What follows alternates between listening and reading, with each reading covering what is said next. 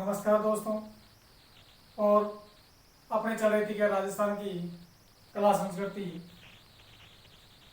और कला संस्कृति में लोक देवताओं का पाठ चल रहा था और कुछ एक लोक देवता क्या अपन ने कंप्लीट कर लिए थे। और आज की क्लास स्टार्ट करने से पहले आज का सुविचार है कि जब अपने दिमाग और दिल में क्या संघर्ष चल रहा हो तो उस टाइम हमें दिल की सुनना चाहिए। यानी किसी भी काम को लेकर यदि दिल और दिमाग में क्या संघर्ष चल रहा हो तो उस टाइम हमें दिल की सुनना चाहिए। तो अब क्या कि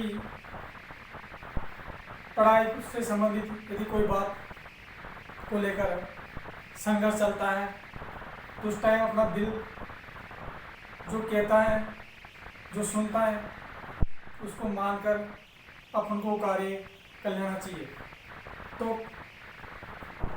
अब आज जो अगला लोक देवता है वो अगला लोक देवता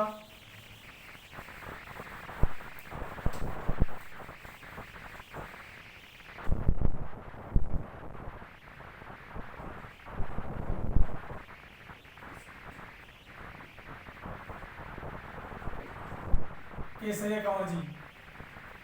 ये केसरिया कंवर जी है ना, एक गोगा जी के कहते ज्येष्ठ पुत्र थे। क्या थे कि ये गोगा जी के ज्येष्ठ पुत्र थे और इन्हें सांपों के देवता के रूप में क्या पूजते हैं, क्योंकि जो इसके गोपा होते हैं ना वो जहर को मुंह से चूस कर क्या बाहर निकालते हैं। तो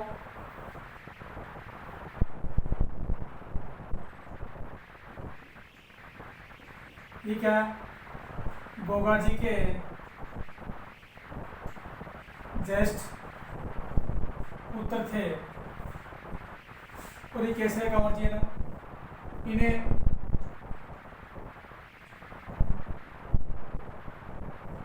सांपों के देवता कहते हैं। सांपों के देवता इसलिए कहते हैं कि जो केसरिया कंवर जी की क्या गोपा होते हैं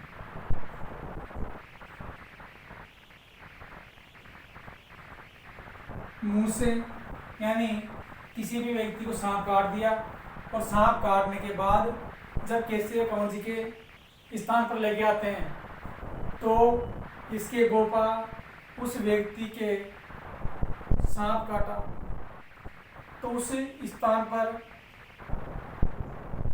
इनके गोपा उस सांप के जहर को मुंह से चूस कर क्या बाहर निकालते हैं। तो मुंह से चूस कर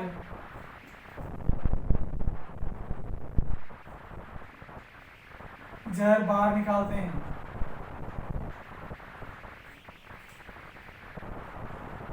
जो इसका पूजा स्थल है ना, पूजा स्थल और पूजा स्थल कितने हैं? 2। पहला पूजा स्थल है ददरेवा। अरे ददरेवा कहाँ? चूरू में। और दूसरा पूजा स्थल इसका कहाँ? ब्रह्मासर है। और ये ब्रह्मासर कहाँ है? हनुमानगढ़ में है। तो ब्रह्मासर कहाँ है? हनुमानगढ़ में है। इसका मेला और मेला लगता है कब? भाद्रपद कृष्ण अष्टमी को। तो मेला कब हुआ? भाद्रपद कृष्ण अष्टमी को। और कहाँ लगता है? ददरेवा चूरू और ब्रह्मासर हनुमानगढ़ में। तो यह है कौन सा लोक देवता? केसरिया जी, जो गोगा जी के कहते हैं श्रेष्ठ पुत्र थे। इसके गोपा जहर को चूसकर मुंह से क्या बाहर निकालते हैं और ये सांपों के देवता कहलाते हैं। अब अगला लोक देवता पढ़ते हैं क्या? मेहाजी मांगलिया। मेहाजी मांगलिया है ना, इसका जन्म हुआ था कहाँ? थापू गांव जोधपुर में केलू सिंह जी के घर। और माता थी मापर दे और इसका उपनाम था क्या? उज्ज्वल। तो ये पुष्कर यात्रा पे जा रहा था। पुष्कर यात्रा के समय इन्होंने पाना गुजरी को क्या बहन बना लिया। तो बहन तो बना लिया, लेकिन पुष्कर यात्रा पे जा रहा था तो उसी टाइम पाना गुजरी की गायों को कौन लूट लेता है? जैसलमेर का शासक रणकदेव भाटी। तो ये जैसे इसको पता लगता है, ये वापस जाकर रणकदेव भाटी से क्या युद्ध करता है, गायों को रक्षा करता है। गायों को छुड़वाने की कोशिश की तो युद्ध चल रहा था और बापिनी जोधपुर नामक स्थान पर युद्ध करते करते क्या वीर गति को प्राप्त हो गया। तो इसका जो बापुनी जोधपुर है ना, बापुनी गांव में इनको क्या पूजा स्थल बना हुआ है। वहां पे भाद्रपद कृष्ण अष्टमी को क्या लगता है? मेला लगता है। तो मैं इसको छाप देता हूं।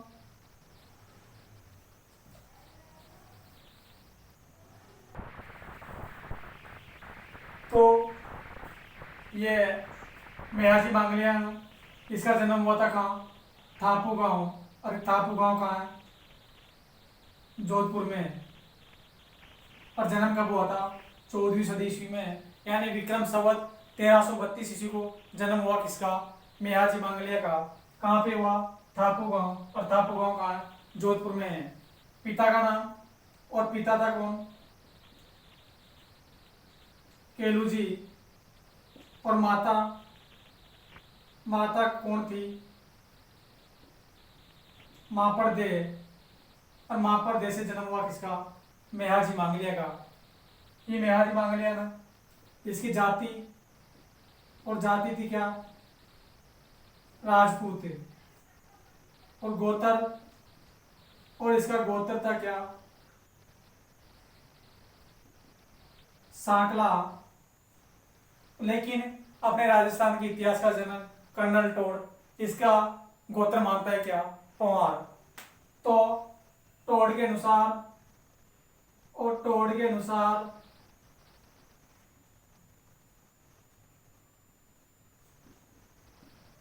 गोत्र क्या था? पंवार। तो माता कौन थी? मापड़ दे। जाति राजपूत, गोत्र सांकला, लेकिन राजस्थान के इतिहासकार कर्नल टोड के अनुसार इसका गोत्र क्या है? पंवार। क्योंकि मांगड़े इसलिए कहते हैं, क्यों? क्योंकि इसका नलियान में क्या होता है? इसका लालन पालन। तो ननियाल वालों का गोत्र क्या था? मांगलिया। इसलिए इसके मियाजी मांगलिया कहते हैं। गोत्र क्या था? राजपूत। मांगलिया इसलिए जोड़ते हैं क्योंकि इसका लालन पालन कहाँ हुआ था? ननियाल में। तो ननियाल वाला का गोत्र क्या था? मांगलिया। इसके बाद ये मियाजी है ना, इस मेवाजी और मेराजी कहाँ जा रहे थे? पुष्कर यात्रा पर जा रहे थे। तो पुष्कर यात्रा के समय पाना गुजरी मिलती है और पाना गुजरी को क्या ये अपनी बहन बना लेता है। फिर ये बहन बनाकर पुष्कर यात्रा पर निकल जाता है और जैसलमेर का शासक है रणदेव भाटी उस बहन की क्या गायों को लूट लेता है। तो ही इसको पता लगता है और पता लगने के बाद जो ये वापस आया और उससे क्या वीर गति लड़ते हुए क्या वीर गति को प्राप्त हो जाते हैं। तो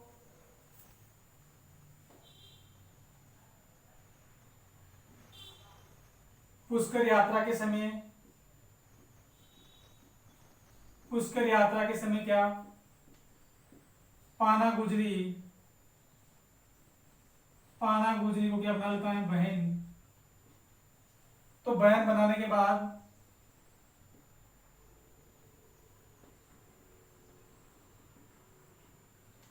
बहन बनाता है और इस बहन की गुजरी इसकी गायों को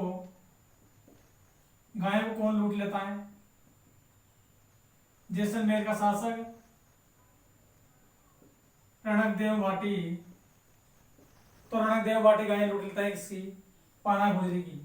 तो ये वापस आता है और रणकदेव बाटी से क्या, गायों की रक्षा करता है। और गायों की रक्षा करते हुए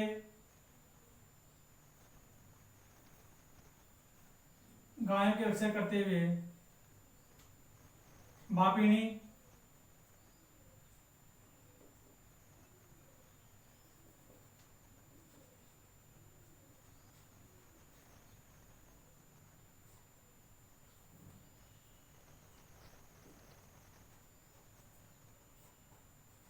क्या वीर गति को प्राप्त हो जाता है।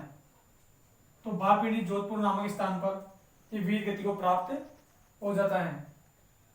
इसके बाद मेघाजी मांगलिया है, इसका पूजा स्थल कहाँ है, पूजा स्थल है भापिनी जोधपुर।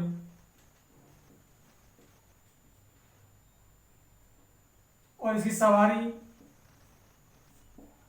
है, एक घोड़ा है प्रिय किरण काबरा।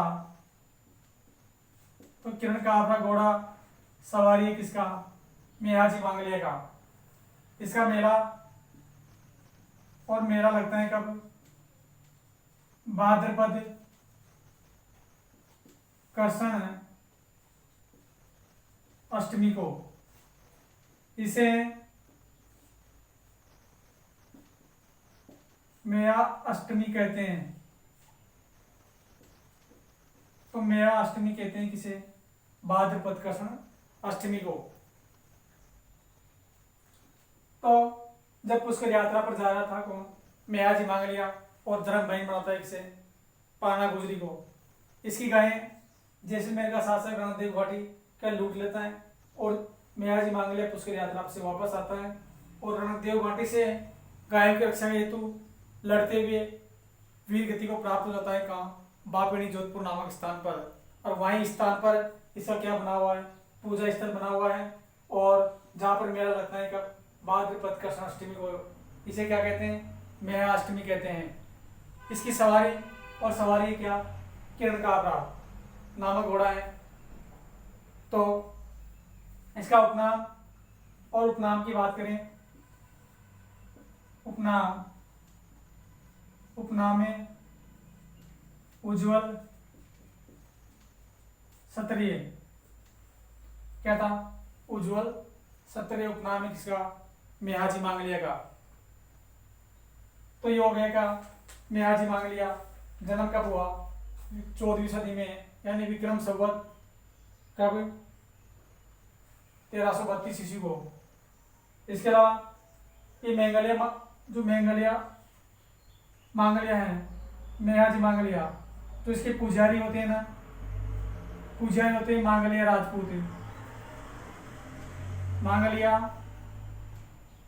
राजपूत। तो ये पुजारी है ना मेघाजी मांगलिया के, इनके पुजारियों के वंश में क्या वर्दी नहीं होती और ये गोद लेकर वंश चलाते हैं। पुजारियों के वंश में वृद्धि नहीं होती,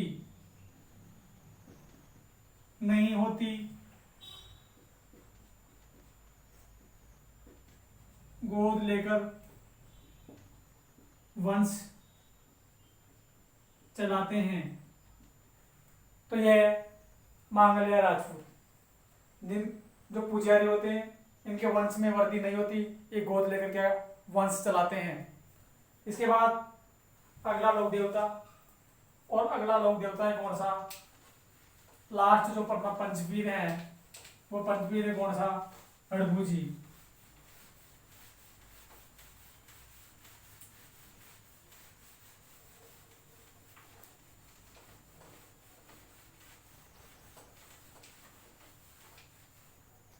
तो अपना एक पंचवीर है लास्ट कौन सा,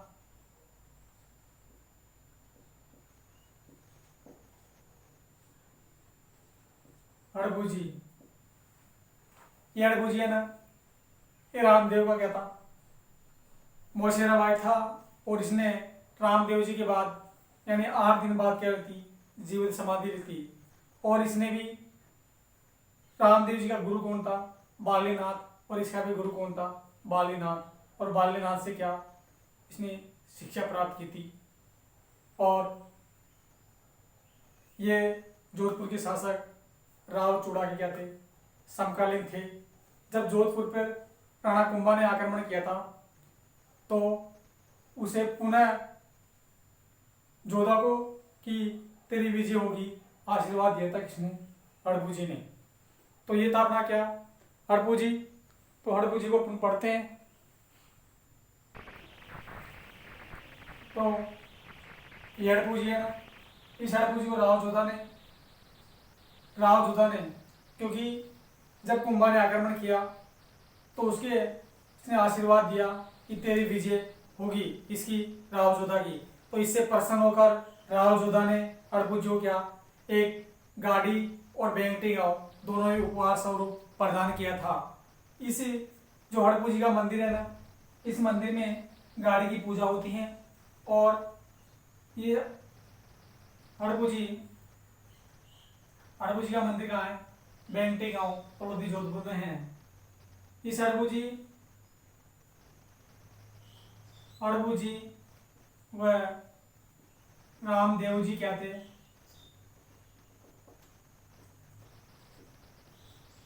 रामदेव जी मौसेरे भाई थे। इसका जो हड़पू जी है ना, इस हड़पू जी का पूजा स्थल बापणी गांव और बापणी गांव है जोधपुर में है। यहाँ पर मेला लगता है कब? भाद्रपद शुक्ल दशमी को। तो हड़पू जी का मेला कब लगता है? भाद्रपद शुक्ल दशमी को। इसका वाहन और हड़पू जी का वाहन है क्या?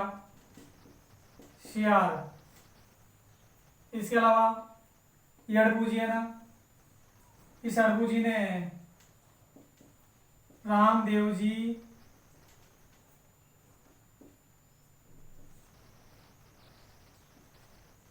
जी के 8 दिन बाद क्या लिए? जीवित समाधि।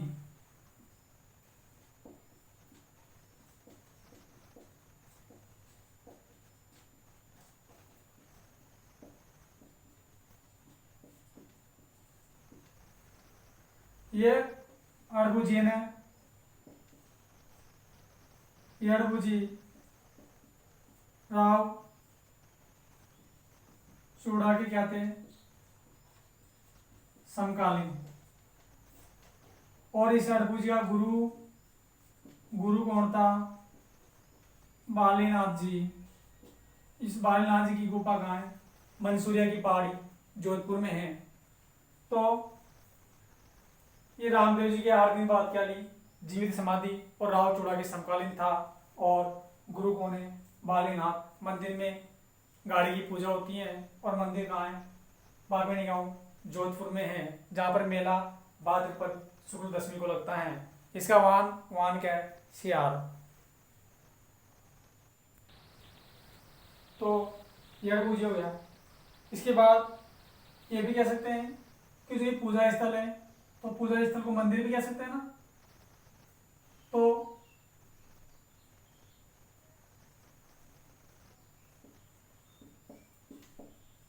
मंदिर, तो हड़पू जी के मंदिर का निर्माण करवाया था कब? 1721 में कान का कच्चा कहा जाने वाला जोधपुर का शासक अजीत सिंह ने निर्माण करवाया था। किसका? मंदिर का। तो यहाँ लिख सकते हैं कि हड़पू जी के मंदिर का निर्माण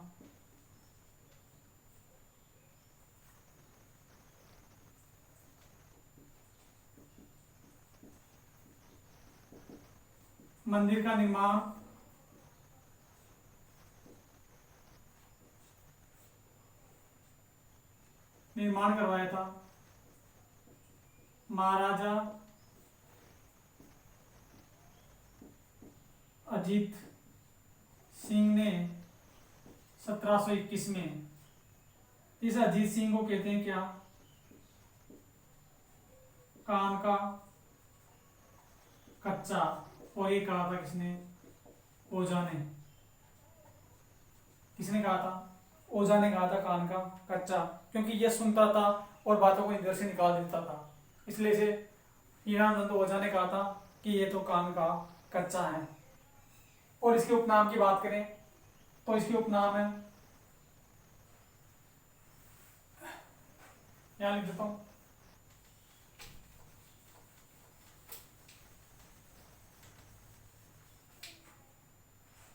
उपनाम। इसे कहते हैं शकुन